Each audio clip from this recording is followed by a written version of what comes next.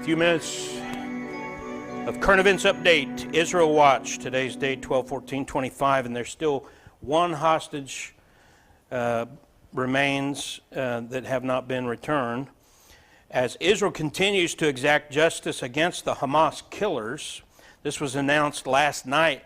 The guy on the right there is one of the architects of the October 7 attacks, and his name was Raed Saad or something like that. And he was in a car and they hit him with an airstrike. They released this info on him. Head of the production of headquarters of Hamas military wing and one of the architects of the brutal October 7 massacre, held a series of senior positions with Hamas and so forth, was responsible for the production of all weapons for Hamas military wing ahead of the October 7 massacre, a leading figure in the leadership of Hamas military wing in recent months, and directly responsible for violations of the ceasefire agreement by the Hamas terrorist organization. And he's one of the last remaining veteran senior terrorists in the Gaza Strip and a close associate of Marwan Issa, the deputy head of Hamas military wing. So in other words, he was one of the main wicked, evil terrorists that they were looking for. Meanwhile, we continue with Israel. There's a lot of news in Israel that is about internal politics and that sort of thing, and we do keep an eye on that. But the big one is the Gog-Magog war watch. And we discussed how that Germany has been taught in the last 50 years especially, really since World War I though, a lot of teachers taught that Germany was Gomer, and it was just because of the headlines. It wasn't because any historical connection. And so we're showing how that Germany is not the Gomer in Ezekiel 38 and 39, and we've shown that historically, but also in terms of current events. And few seem to appreciate this historic event that just happened in Germany. The ex-IDF air defense chief said the Arrow 3 protecting Germany defies imagination after the Holocaust.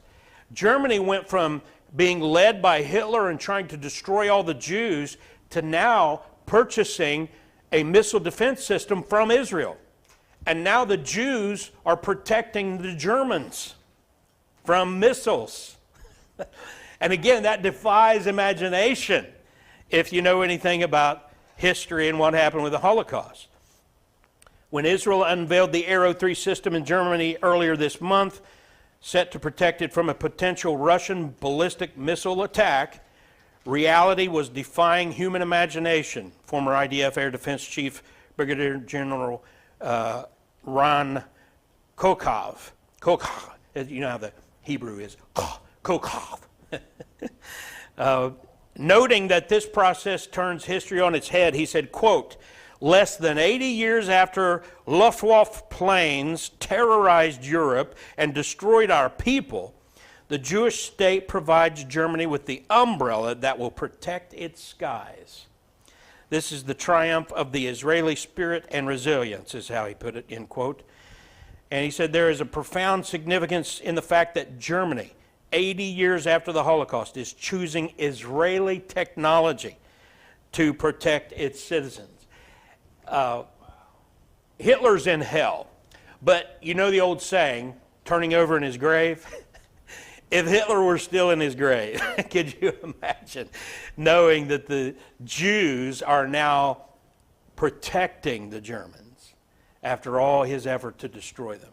Just an amazing thing. And so he says, there are moments in history when reality surpasses all imagination. When the components of the Arrow 3 batteries were delivered to the German government, we witnessed one of these moments. Most people are clueless, and they have no idea the world they live in, if it's not on a TV show or something. But those who have any idea of history can appreciate how amazing this is. But it also, as far as we're concerned, demonstrates that Gomer is in Germany. And we continue to highlight the evidence that Ireland is actually Gomer. And this is just another recent example. Ireland pushes limited settlement trade law amid criticism from Israel and the U.S. Ireland is advancing legislation to restrict trade with companies operating in West Bank settlements. In other words, if they're in Israel and they are doing business with Israel, then Ireland isn't going to do business with you. It's not even you being in Israel. It'd be like you have a business here and you do business with Israel, Ireland's not going to do business with you. That's a deep-seated hatred for the Jews among the Irish. Now, the anti-Israel spirit in Ireland is a product of Roman Catholic and Protestant replacement theology. What you believe matters. What you believe can get you killed. We've talked about numerous examples of that. Well, what you believe can get you cursed.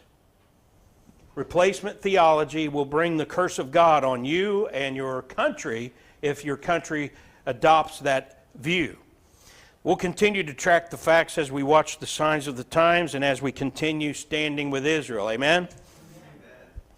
Now, in other current events, Islamists continue killing Americans. I don't know if you saw this, but in Syria yesterday, 2 United States Army soldiers and 1 civilian U.S. interpreter were killed.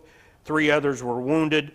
The attack occurred as the soldiers were conducting a key leader engagement.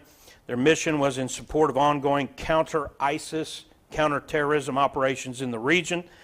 And I don't know if they've released all the names, probably not any that we know personally, but they are Americans, and we lost some of our best in this attack. Iowa? Yeah. Secretary of War Pete Hegseth said the savage who perpetrated this attack was killed by partner forces.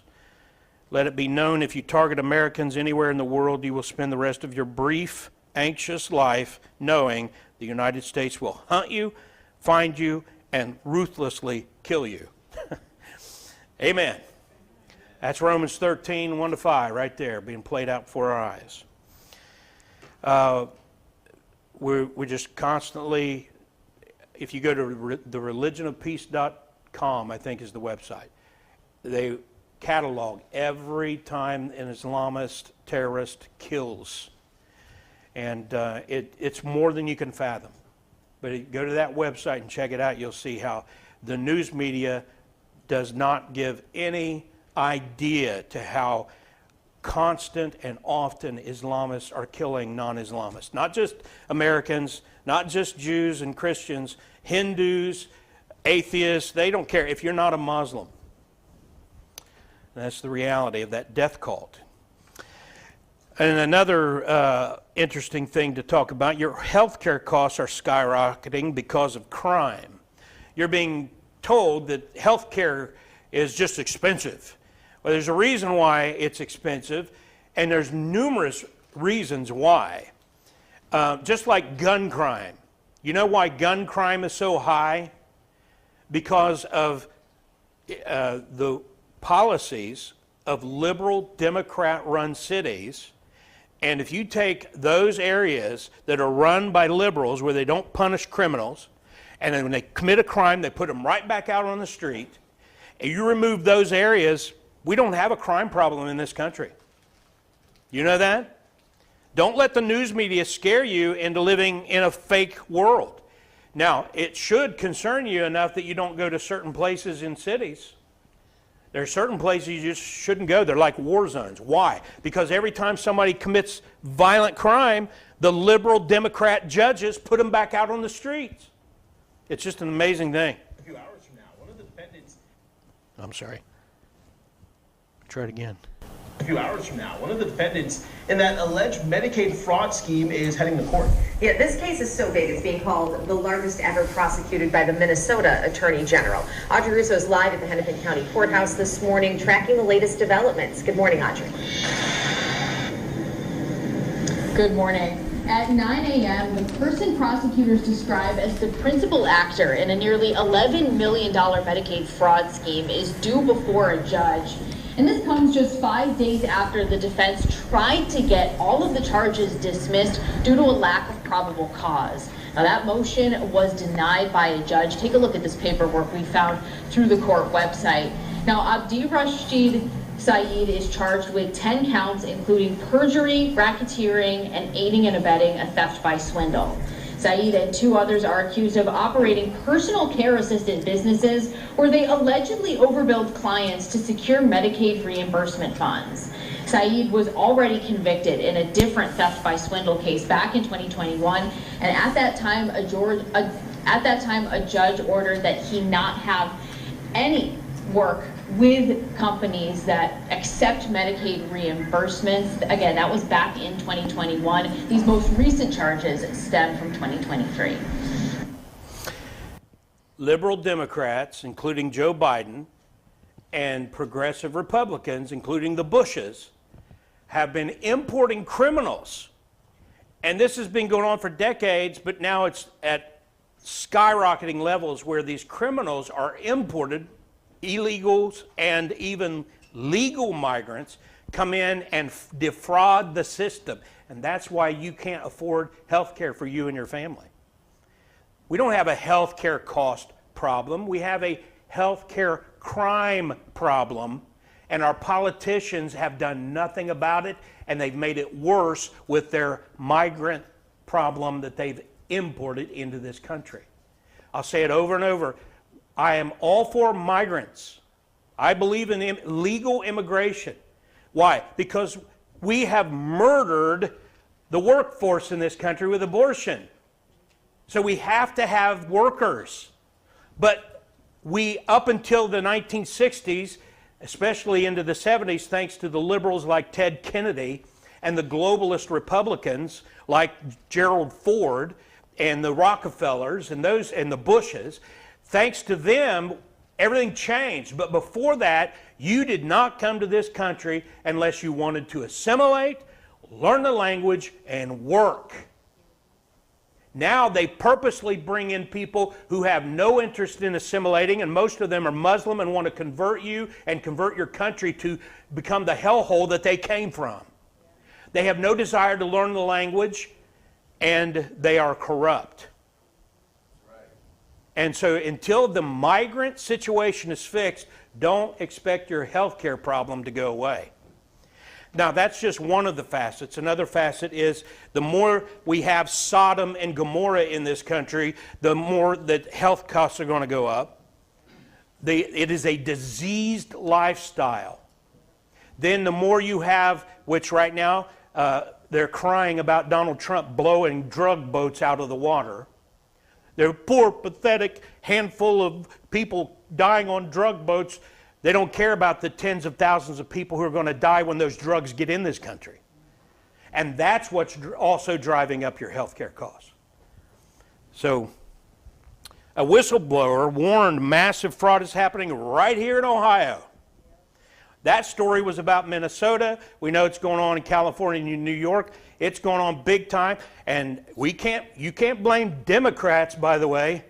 You can blame John Kasich and Mike DeWine for what's going on right now with the Medicaid fraud, especially in the Somali community here in Ohio. I mean, there's a lot of fraud, and it's cyclical here. Most of the individuals that have come and talked to me, Peter, are terrified. They have said, and I quote, "I will be stoned to death if I show my face on camera or expose what's happening." I think that Minnesota was just the tip of the spear. And as you continue to see what's happening across the country, I think logically you should start with a place like Ohio. We have the second highest Somalian population. I live in Columbus, Ohio, so we have between 40 and 60,000 Somalian residents. We're one of the largest Somali communities in the United States.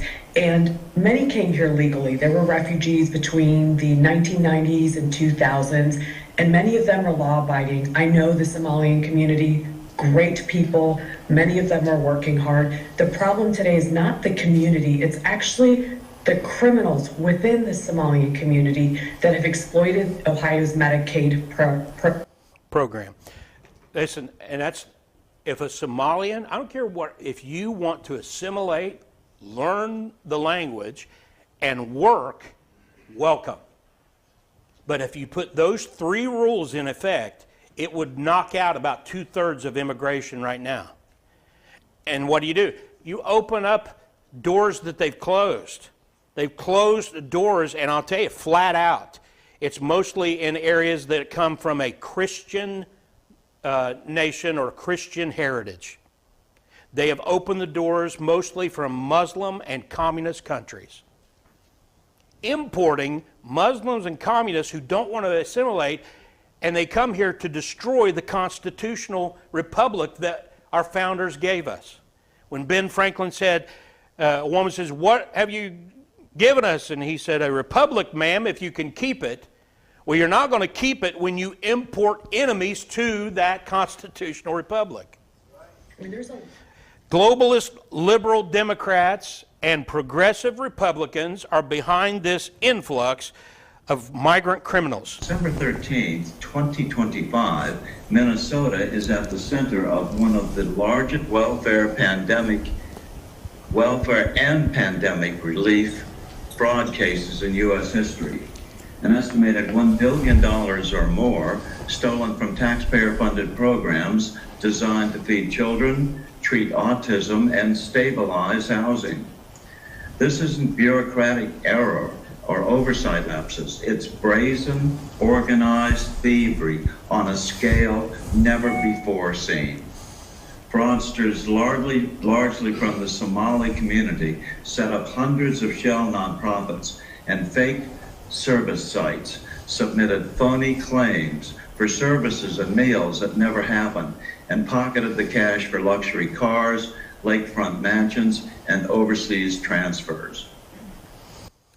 You know, I know people personally, family members, who have not been able to get good care.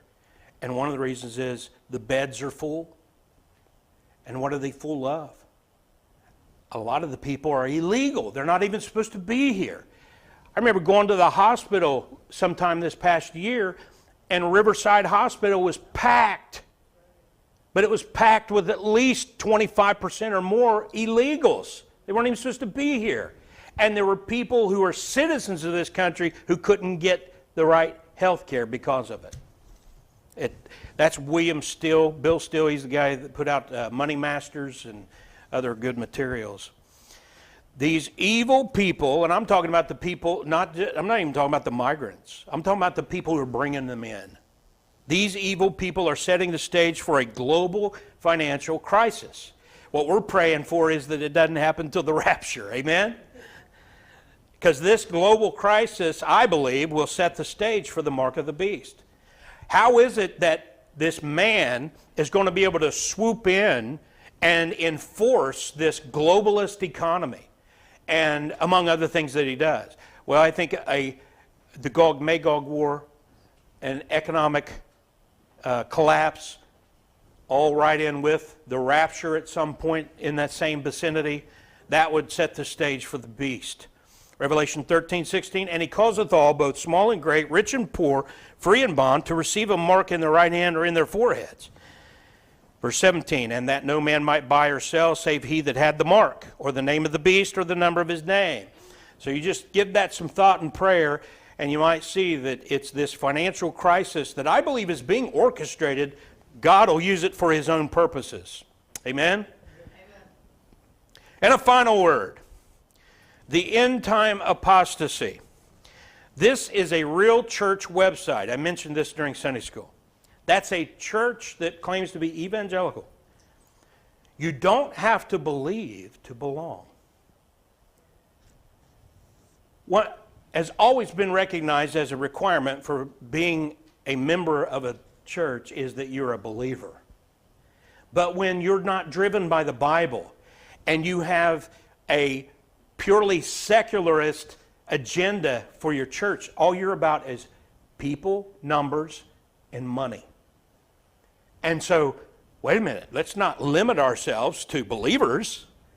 You don't have to be a believer to belong. And that's what's going on. We come in here, what I'm doing right now would run off almost all non-Christians, but most Christians. Because people don't come to church to learn. If you're here to learn, you're the exception to the rule. The rule is most people go to church to be entertained. They want a good concert. They want somebody. I think I can be funny from time to time, you know, and I got this face, you know, and all that. But that's not my purpose. I'm not up here to be a clown and a comedian. I'm here to present the truth in current events from a biblical perspective and to teach the Bible. Most people don't go to church for that.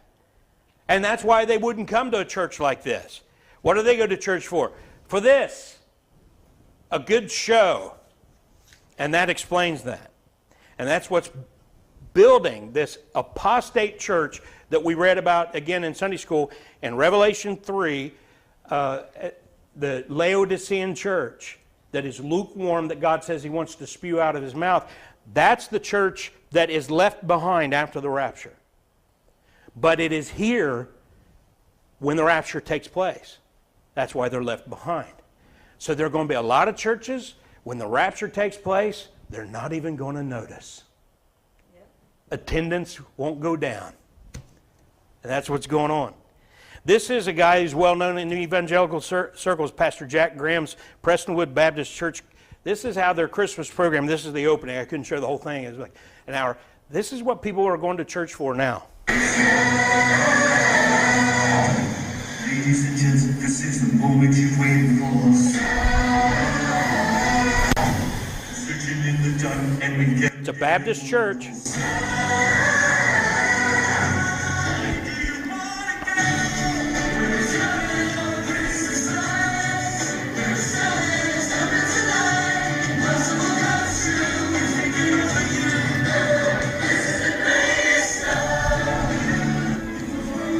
Look at him flying in. See it?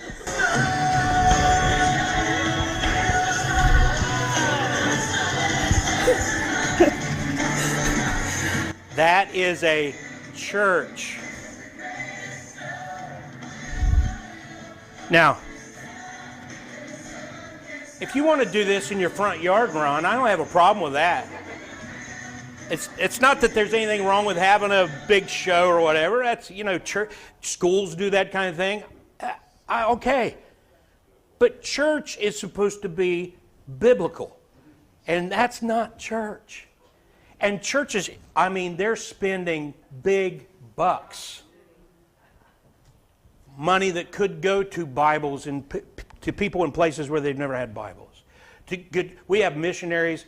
I'm sure the Bardwells in Ukraine could use some of that money to reach out to what he calls the bums, and he doesn't mean that in a bad way. There's a lot of bums over there, and they give them a sandwich, and then they put a chick tract. They wrap the sandwich, put the chick tract, wrap it a couple times, and they hand out sandwiches to the hungry, you know. And he doesn't always have the funds for that. Meanwhile, that's what some of the churches are doing. And we promised several folks to show you this again. This is a Charlie Brown's Pentecostal Christmas.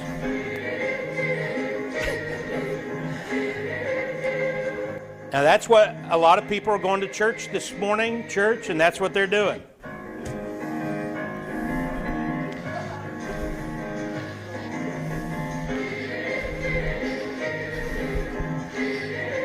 That's funny, it almost kind of looks like Matt. Give it a try, you know. No, I'm just kidding. Kids, when you go home, have Dad try that. Just don't let him do it in church. Oh, yeah.